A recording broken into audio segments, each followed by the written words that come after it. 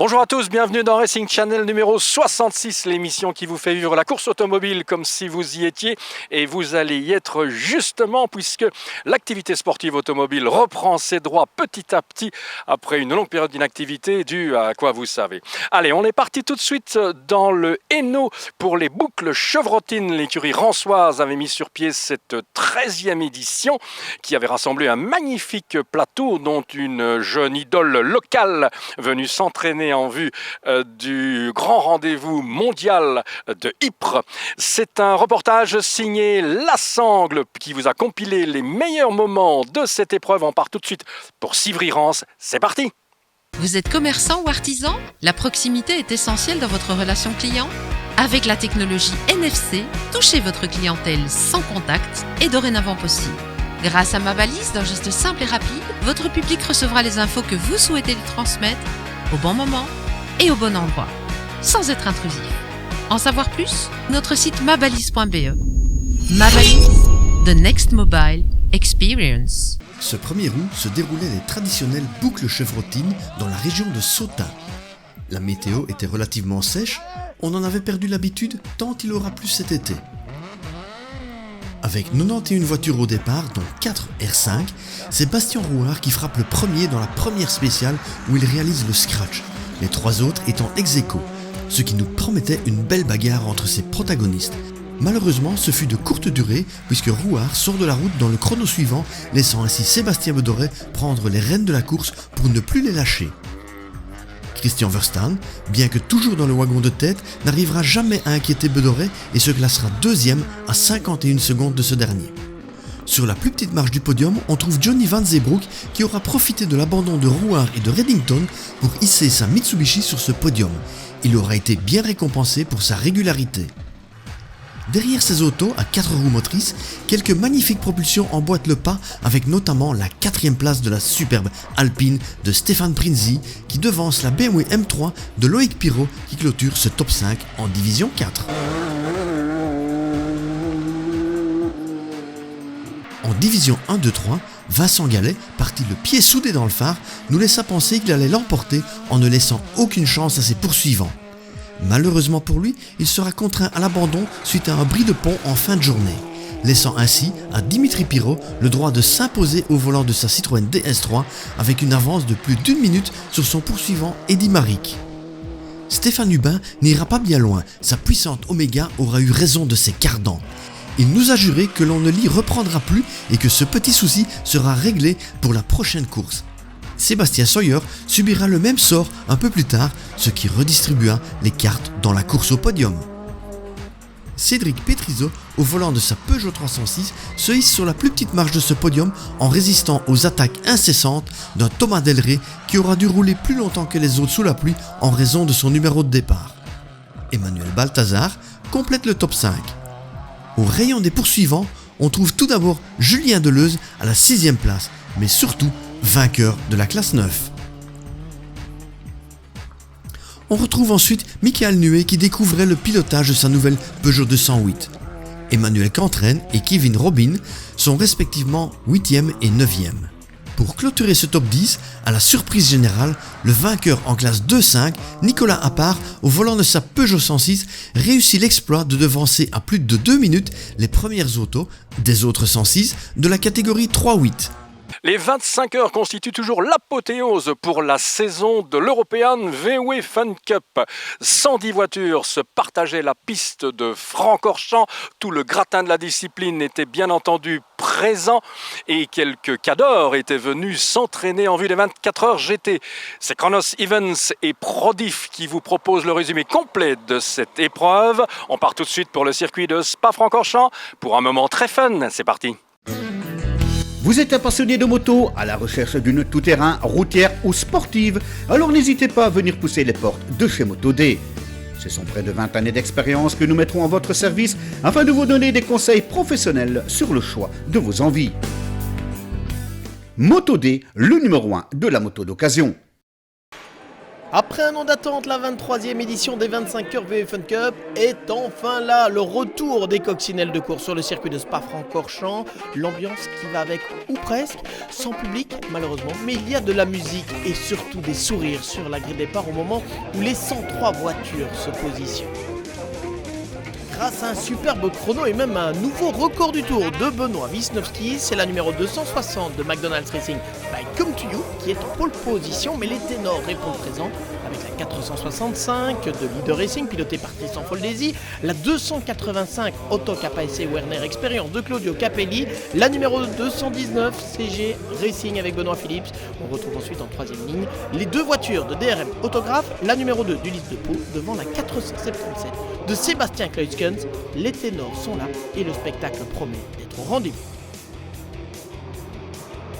Le départ est donné et après avoir attendu aussi longtemps, les pilotes sont d'emblée très chauds lorsqu'il faut escalader pour la première fois le Red Bull.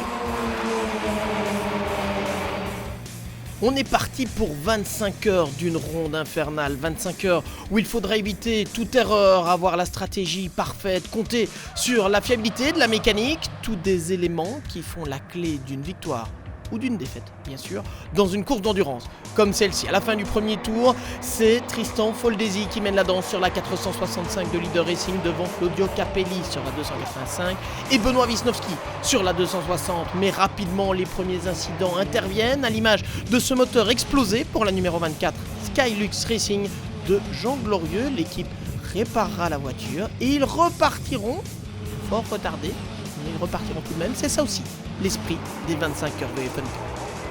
Comme toujours dans une épreuve comme celle-ci, les incidents se multiplient à l'image de la 285 de Claudio Capelli qui rentre au stand suite à un contact. C'est le cas également de la numéro 114 de Club Sport Racing by Allure. Dès lors, on retrouve aussi les premiers safety cars, première neutralisation de la course. Il y en aura beaucoup d'autres, bien évidemment, durant ce double tour d'horloge allongé, surtout quand la pluie fait son apparition. Thierry Serruy est l'un des pilotes piégés avec la numéro 173 à la sortie du pif-paf. La pluie de plus en plus intense en ce samedi après-midi et pour certains, ça devient très compliqué de voir où il faut aller. Entre chien et loup, c'est d'autant plus difficile et à l'heure où est tiré le feu d'artifice, la numéro 999, Kno Baideleka, alors en lutte pour la victoire, se retrouve sur 3 roues. Ouais, ce n'est pas la meilleure manière de faire des étincelles. Fred Capras a été surpris par un manque d'adhérence et il a percuté un adversaire au niveau de l'épingle de la source. Aux 25 heures, la nuit semble déjà être un premier écueil qu'il faut éviter, passer ce cap avec la météo un peu compliquée. C'est une édition difficile que cette 23e édition des Coupe 25 heures VE Fun Cup. Au petit matin, c'est la numéro 280 qui est en tête. Christophe Nivarlet, Lorenzo Doniaco, Kevin Capras, Mats Brekpot et Peter Verlin, passés si près de la victoire il y a 2 ans, en 2019, suite à un problème technique. Elle devance la numéro 424 du groupe Le Moine by M3M en deuxième position, troisième place pour la numéro 13 de No Speed Limit by Allure Team et quatrième position pour la 477 de DRM Autographe Cup. On pense alors que la victoire va se jouer entre ces 4 voitures. Alors solidement en tête, la 280 est notamment victime d'un problème de refroidissement des freins, mais lorsqu'elle reprend la piste, elle mène toujours le classement quelques secondes devant la 477. À un peu plus de 3 heures de l'arrivée, on reprend donc plus que jamais espoir chez DRM Autographe Cup. C'est moi qui suis le chasseur, donc c'est plus agréable d'être le chasseur que d'être le chassé. J'ai reçu carte blanche, donc ça va être big attack.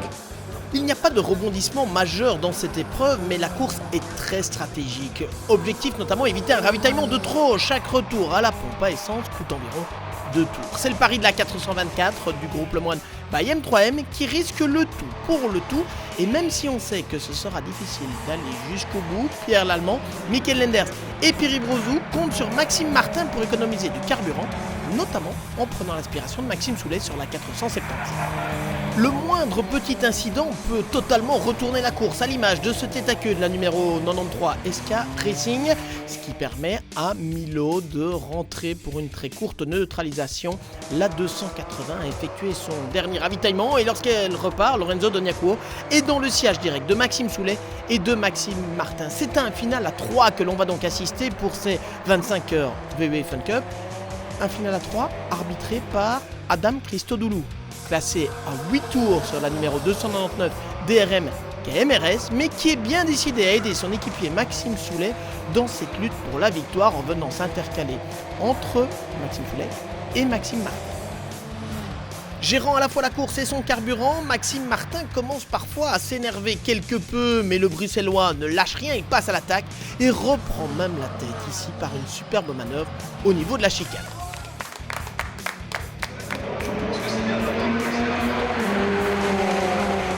Toujours gêné par Adam Christodoulou, Maxime Martin doit toutefois laisser repasser quelques instants plus tard un Maxime Soulet absolument impérial sur cette numéro 477. Et à l'entame du dernier tour, la numéro 424 tombe en panne d'essence. Cette fois, la cause est entendue.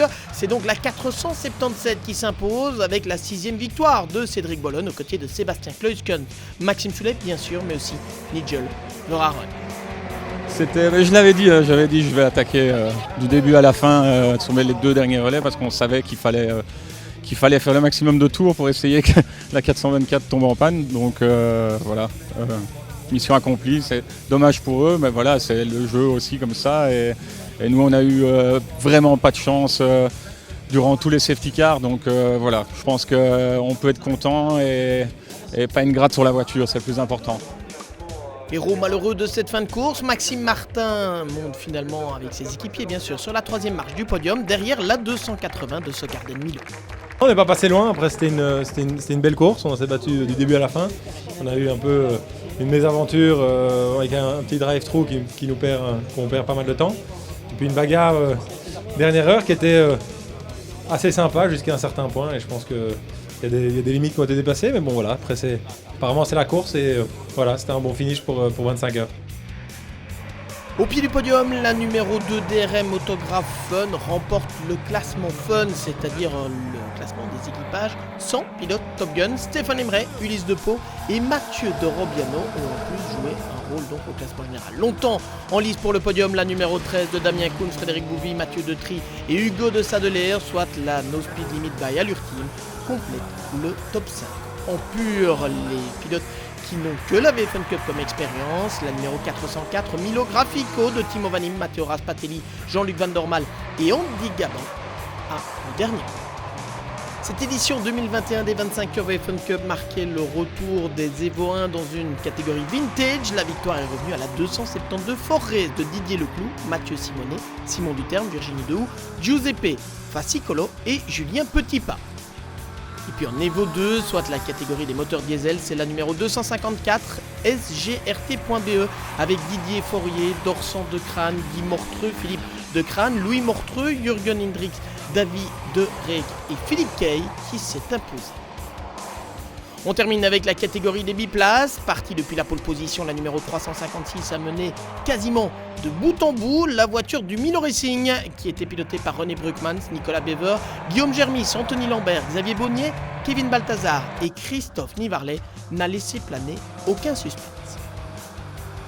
Les 25 heures VFN Cup 2021, c'est fini et vu les circonstances, on peut parler d'un véritable succès. Rendez-vous en 2022 avec, on l'espère, le retour complet du public.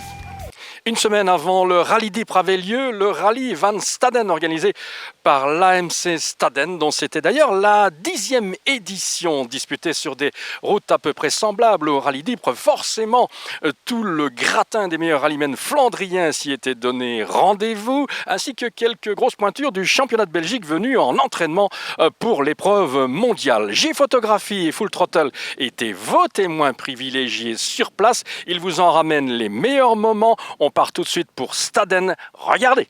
Racing Channel présente les apérétros pour All-Timers. Rendez-vous de 5 à 7 le premier vendredi de chaque mois. Retrouvez tous les détails de l'organisation sur la page Facebook de l'ASBL Ose. Vous avez du mal à trouver des sponsors? Philippe Henin vous expliquera tout dans son livre « Trouver un sponsor mode d'emploi » paru aux éditions Juris, disponible dans les bonnes librairies et sur les meilleures plateformes en ligne. Pour 20 €, mettez toutes les chances de votre côté. Trouvez un sponsor mode d'emploi, le livre de référence qu'il vous faut. Cette 10e édition du rallye Van Staden est à marquer d'une pierre blanche. De nombreux pilotes du BRC avaient fait le déplacement afin de se préparer en vue du WRC Ypres Rally.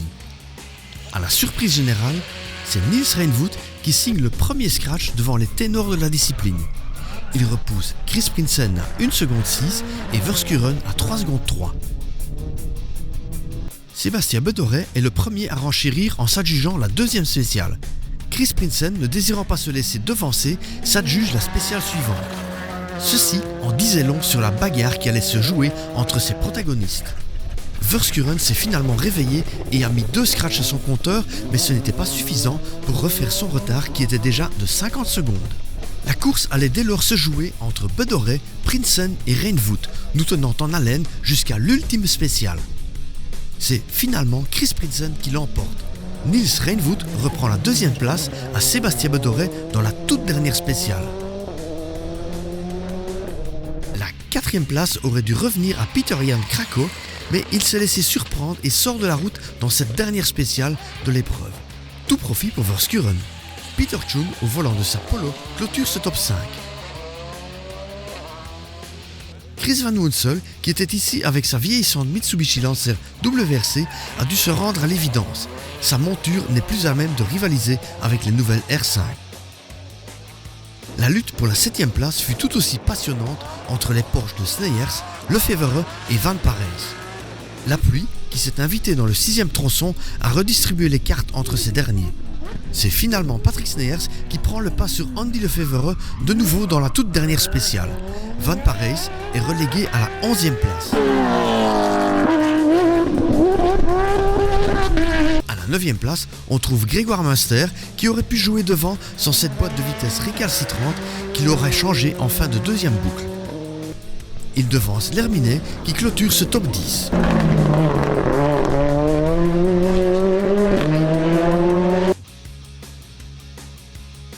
En historique, c'est Paul Lietard qui prend la tête d'entrée de jeu devant Peter-Jan Maillard et Nick Torré. Tout comme en moderne, le dernier tronçon chronométré allait changer la donne. En effet, c'est dans cette dernière spéciale que Paul Lietard et Nick Torré sont contraints à l'abandon. C'est donc Peter-Jan Maillard qui remporte ce rallye Van Staden en catégorie historique.